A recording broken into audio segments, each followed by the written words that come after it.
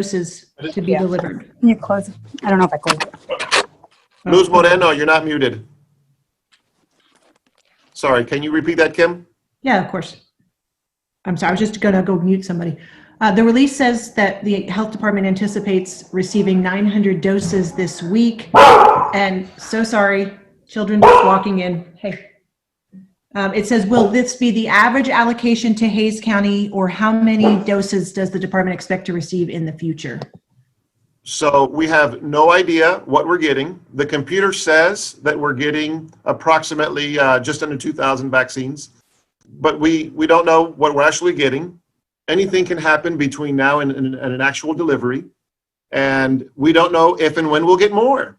We are truly in the dark like the rest of the community, and I know that it sounds counterintuitive for a press release or a press conference to come out with very limited information, but my hope is to tell you what we have so that everyone will be on the same page. And what we have is the state is driving this bus and we are passengers in it, and we will update you on where we are exactly, and we will recalculate at every single turn and share with you the new information. Thank you, Judge. The next question is, who will be making the decisions on who gets vaccinated? So the state has already made that decision. The drop in the bucket of vaccinations that are supposedly en route have already been designated vaccinations for the 1A and 1B community. And if you are part of that community, you should log on to the portal once we turn it on and register for them, because I'm the youngest of 5 in my family, and so my biggest hope is to learn from what those around us, slightly larger than us and much larger than us, have done, and the pitfalls they have encountered, and learn from them. And so we have learned a lot from our surroundings, and we are making sure we have doubled down to make sure we don't have the same hangups that others have experienced. We understand the complexity. This is a global pandemic that's not very well federally supported, and our state is struggling because of stockpiles that weren't there. And so we are all sitting here with very little and trying to do the best we can with it. And so just know that as things unfold and actually arrive in Hays County, we have oiled this machine and we are ready to receive them, and you will be immediately notified to log on as a 1A and 1B. Thank you, sir. The next question is, if Hays County wasn't originally selected to be a hub, what efforts were made to change this? So we have submitted to the state our abilities, our plans, and our components, and all the intricacies of, put us in, coach, we can do this. And of course, I wrote a letter to the governor asking kindly for them to please consider Hays County, a very near neighbor, to give us vaccinations, because I believe wholeheartedly in public-private partnerships, but vaccinations only in private practices, I don't believe, as a director of emergency management, is the most useful way to mass vaccinate. And so it'll be hard to know exactly if the governor saw my letter and said, oh, okay, I remember Ruben, let me send him an update. So it's hard to know for sure, but I have done the calling, I have done the letter writing, and I have done through the rest of our team other components of reaching out to, the acronym is DISHES, the Department of State Health Services, Division of Emergency Management. We are in daily constant contact with state assets. So I think they're hearing our ache.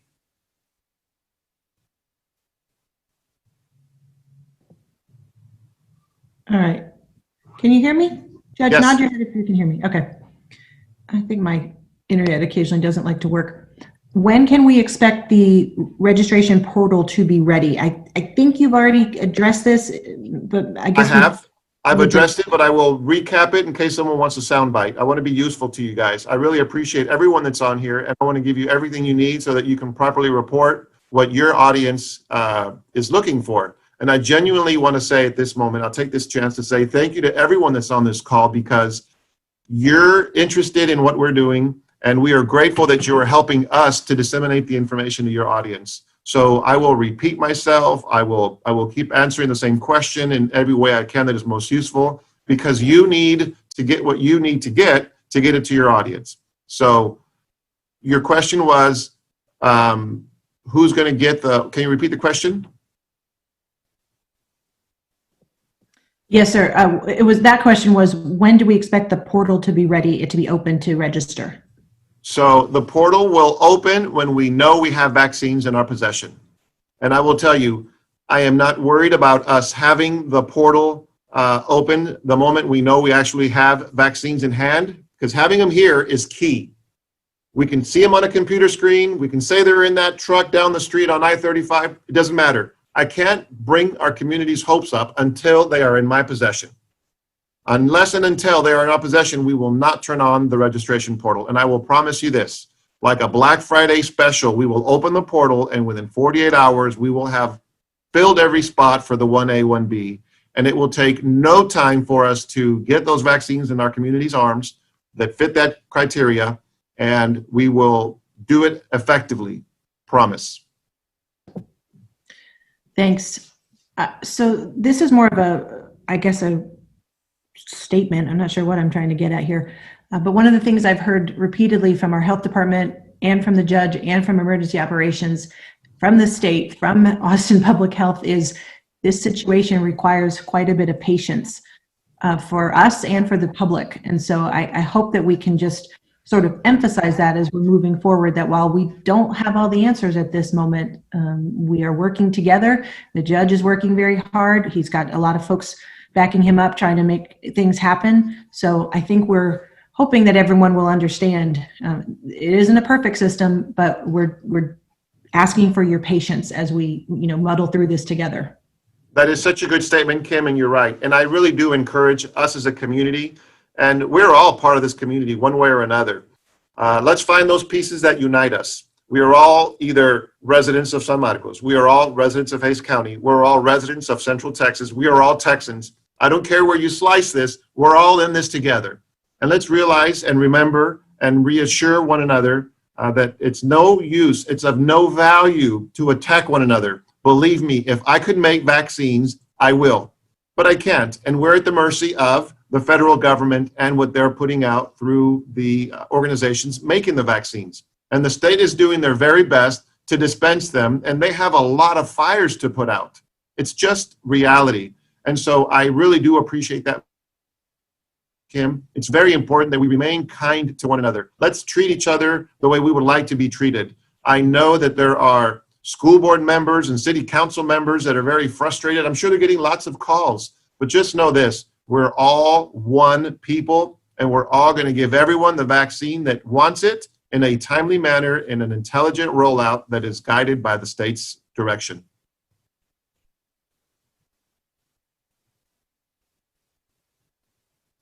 Are there any other questions, Kim, or do we want to open it up? I think we might be able to open it up. I actually haven't seen any Hands raised?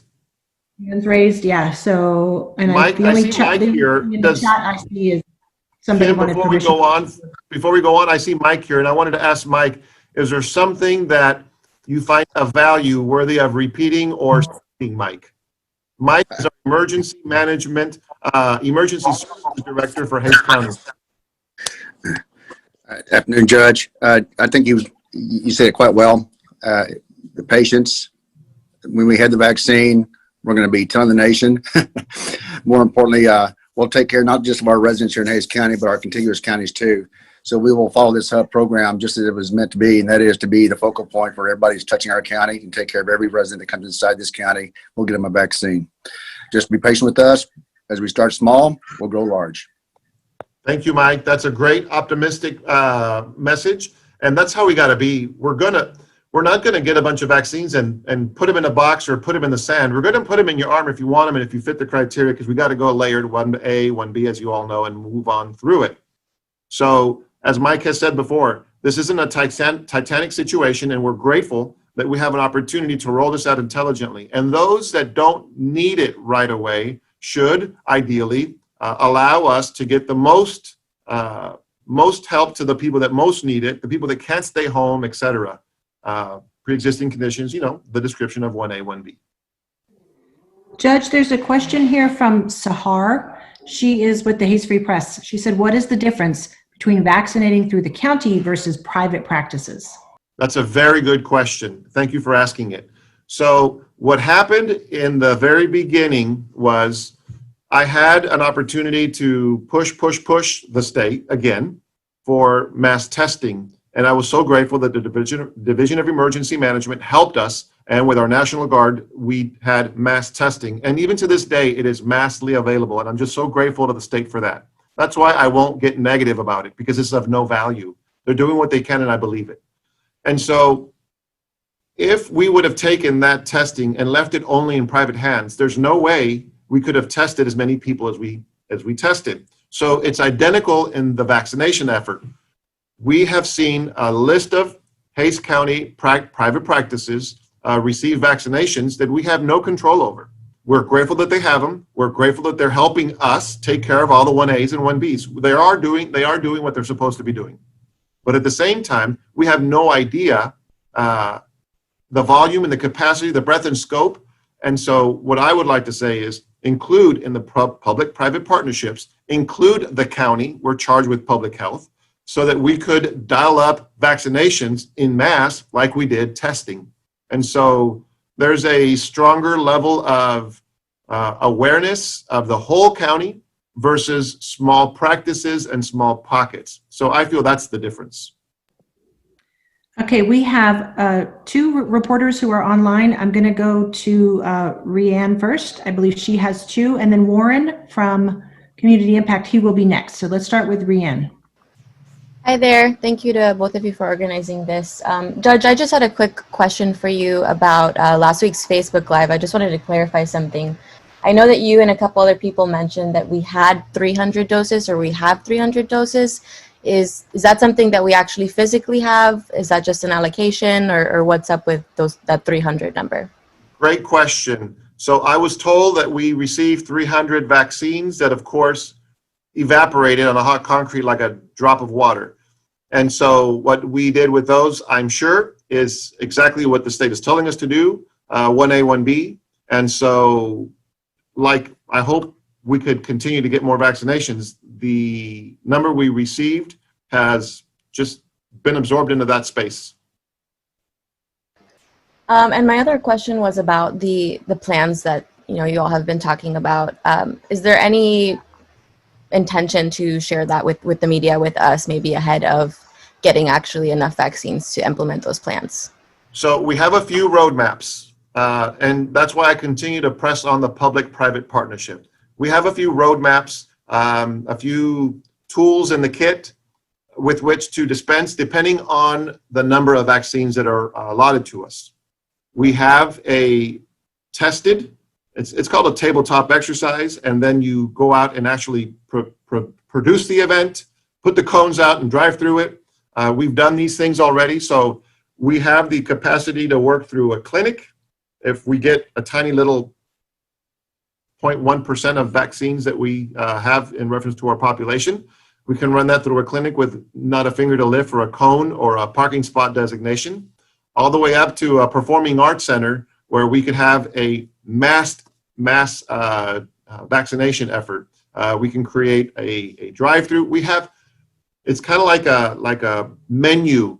Depending on what we get, we have the options to get them out in a timely manner, most efficiently. Because these aren't things we have to invent. These are things that we pull from because we are part of a bigger machine. They're called COGS, Councils of Government. We're part of the State Division Emergency Management. So we all have these ideas that are circulated and then just fine-tuned for our specific footprint. For example, if we say we're going to do vaccinations at the high school, okay, so there may be a small shift in how we place the cones, but the blueprints are pretty much the same. Got it. Thank you. Yes, ma'am. All right, Warren, you're up. Thank you. I just had a quick question about looking at the county's description of 1B here, looking at frontline workers who maintain critical infrastructure, and I'm curious about how the county is defining this. Is that including law enforcement officers, government officials, government employees? How does that kind of fit together? That's a wonderful question, Warren, because a lot of people are unsure, where do I fit in? we have and will continue to follow the state's designation. If there have been some typos in anything, or if someone has shared misinformation on accident that is truly just an accident, we have every desire and intent to follow the state's designations of the 1A and the 1B categories exactly and completely as they are outlined. Sorry, but just to kind of clarify there, does that include, sheriff's officers? Yes. Oh, yes. Yes, all those that you've described are included in that category, yes, including teachers, yes. Okay, thank you. Yes, sir. Okay, let's see. I really do, while Kim is looking, I really do appreciate everyone taking this time to get filled in so that you could share this information with the community. You are doing a great service to share this with folks in a way that's complete, as I know you will. Thank you. All right, any other reporters? If you have a question, feel free to unmute yourself and go ahead and ask.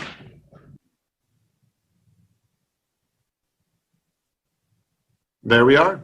Okay, Kim, if anything else comes up, please email Kim. Although this is a technical holiday, of course, we're on 24/7. We don't rest. We're always on for you. Feel free to email Kim. She will get the information and we'll get you the answers that you need. If you think of something after we get off this call, just know that we're always here for you. So thank you very much for being here, and we're genuinely grateful for the work you do in our community. Have a wonderful day. Thank you, everyone.